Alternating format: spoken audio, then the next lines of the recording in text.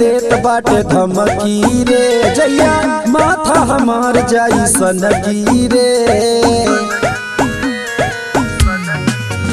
खाली फोनवे पे देत बाटे धमकी रे, जैया माथा हमार जाई सनकी रे। पीठ के पीछे नहीं हम तो सामने से फरियाते हैं।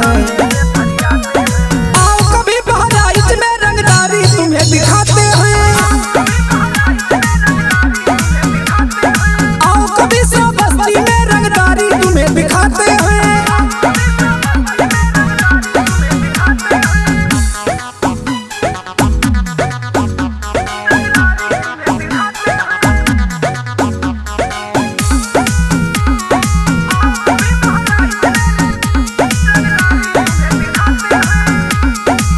बड़े बड़े माफियन के टूट गया नाज रे, देखी के बेटा यहाँ के समराज रे। हाँ हाँ बड़े बड़े माफियन के टूट गया नाज रे, देखी के बेटा यहाँ के समराज रे। बात से जो ना समझे हम उसको फिर लतियाते हैं। आओ कभी बहराइच में रंगदारी तुम्हें दिखाते हैं।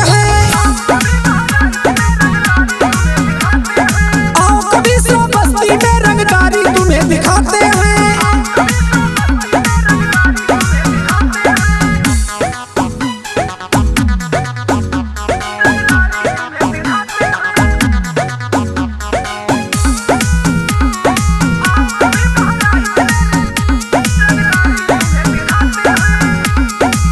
हर हथियार के हम रखते हैं शौक, नमवे के दहशत बायरिया में खौफ।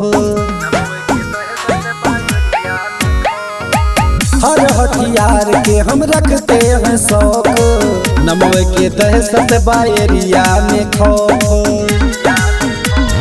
डीएन लहरी मनीष पहले अच्छे से समझाते हैं। आओ कभी बहराइच में रंगदारी तुम्हें दिखा